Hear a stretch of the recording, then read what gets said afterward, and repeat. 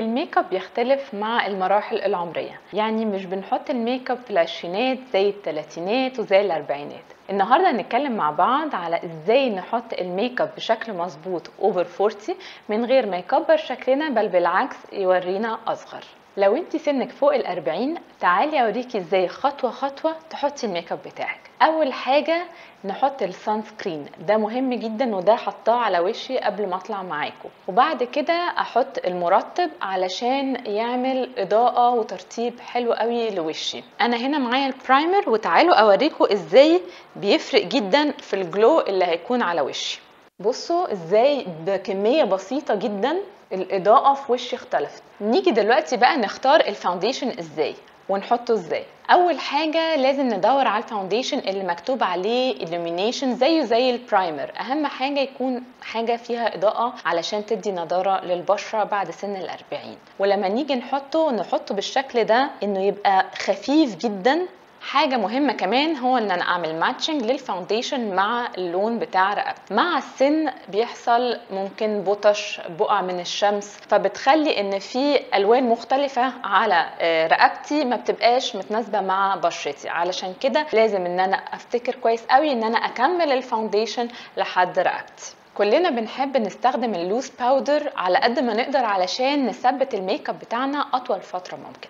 لكن خلوا بالكم انه من بعد سن ال40 احنا لازم نقلله على قد ما نقدر. يعني فكرة البيكنج باللوز باودر بالشكل ده تحت العين هتزود لي جدا التجاعيد لو هي موجودة. طيب دلوقتي لو انا بشرتي اويلي، هستخدم الفرشة بتاعتي واشيل الزيادات واحط على المناطق ان انا عارفة ان هي بتبقى اويلي. في اوقات كلاينتس كتير بتجيلي فوق ال40 وفوق ال50 وبيبقوا نفسهم في الدراماتيك لوك والايلاينر الاسود التقيل. طبعا يا ريت ننصحهم انه ما ينفعش خالص. احنا مش عايزين اللوك يبقى ناشف قوي او جد قوي. احنا بالعكس بعد السن ده بنفضل الالوان اللي على بنيات، اللي على بيربل، اللي على اوليف، بتدي لوك يكون سوفت واهدى بكتير جدا من الالوان الغامقه. طبعا بعد السن ده بنلاقي انه العينين نزلت او الحاجب سقط شويه على العين، فمن المهم جدا ان لما نيجي نسرح حواجبنا نسرحها لفوق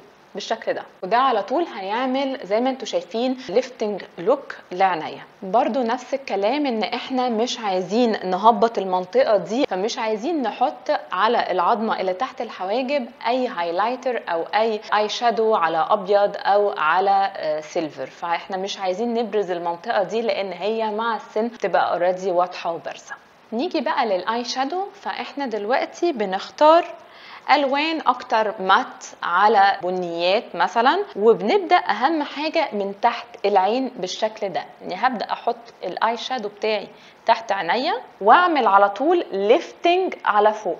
بالطريقه دي هدي ليفتنج افكت من قبل حتى ما احط الاي شادو على جفني. طبعا مع السن كمان معروف جدا ان الكولاجين بيقل وان حجم الشفايف بتاعي بيصغر. فياريت ما اختارش ليبستيك يكون غامق على نبيتي مثلا او على بني غامق او حتى على احمر. اختار الوان فاتحه هتديني لوك اصغر من سني بكتير زي ده. بخطوات بسيطة جدا قدرت ان انا اوريكم ايه الحاجات اللي ناخد بالنا منها بعد سن ال40 واحنا بنحط الميك اب بتاعنا علشان شكلنا يدي اصغر ما يديش اكبر. فخلوا بالكم من كل حاجة لان بتفرق جدا في الشكل بتاعنا، واحنا دايما عايزين يبقى شكلنا صغير وحلو.